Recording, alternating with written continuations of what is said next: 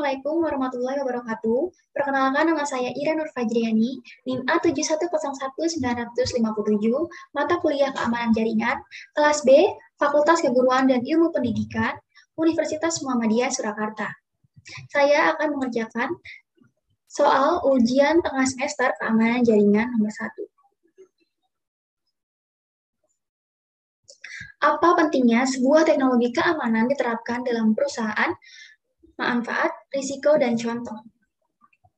Karena semua perusahaan yang memanfaatkan saluran daring untuk menyimpan data serta informasi yang dimiliki harus punya perhatian khusus pada bidang ini.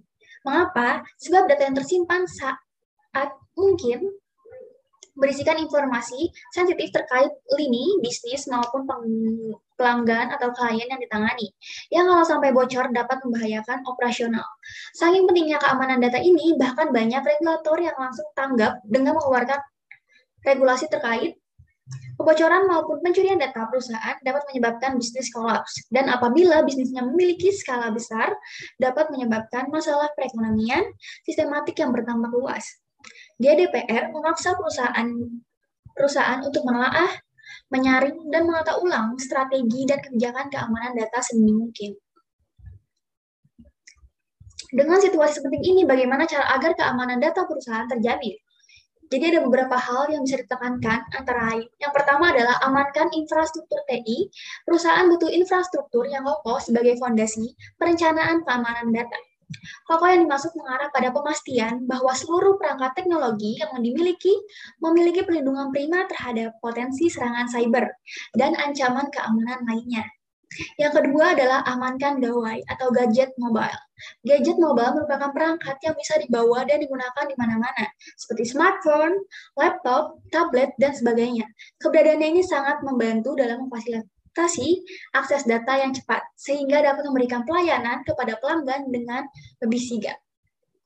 Yang ketiga adalah gunakan pendekatan proaktif. Jadi risiko keamanan sering mengintai perusahaan, bahkan di waktu-waktu yang tidak terduga sebelumnya. Oleh karenanya, pemantauan real-time penting dilakukan. Misalnya dengan selalu melakukan monitoring melalui software khusus, sehingga bisa langsung mengambil tindakan kalau tiba-tiba muncul laporan atas aktivitas traffic yang mencurigakan. Manfaat keamanan jaringan. Banyak manfaat yang bisa Anda dapatkan dari network security. Beberapa di antaranya adalah, yang pertama adalah mengurangi risiko terjadinya pencurian dan sabotase data. Yang kedua adalah membantu melindungi jaringan sistem dari software dan virus berbahaya lainnya. Yang ketiga adalah memastikan bahwa data yang ada pada jaringan tetap utuh dan aman tanpa modifikasi. Risiko jaringan komputer.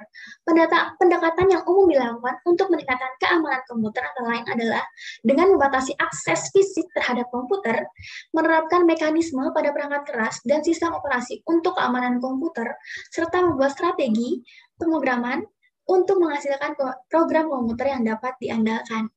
Segala bentuk ancaman baik fisik maupun logik yang langsung atau tidak langsung mengganggu kegiatan yang sedang berlangsung dalam jaringan. Faktor-faktor penyebab risiko atau gangguan dalam jaringan komputer. Faktor-faktor penyebab atau risiko atau gangguan dalam jaringan komputer ada 4, adalah kelemahan manusia atau human error. Kedua adalah kelemahan perangkat keras komputer atau hardware.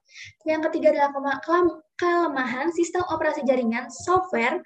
Dan yang terakhir adalah kelemahan sistem jaringan komunikasi. Keamanan jaringan contoh penerapan firewall dalam jaringan komputer. Pada penjelasan ini akan dicoba menerapkan firewall pada jaringan komputer, seperti pada konfigurasi seperti pada di bawah ini. Beberapa metode firewall yang akan dicoba adalah sebagai berikut. Pertama adalah memblokir protokol ICMP atau ping. Yang kedua adalah memblokir protokol TCP untuk akses file transfer protokol atau FTP.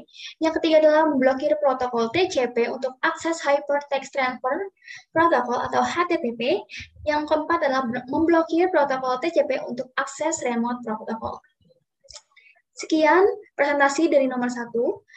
Maaf bila ada kesalahan kata. Wassalamualaikum warahmatullahi wabarakatuh.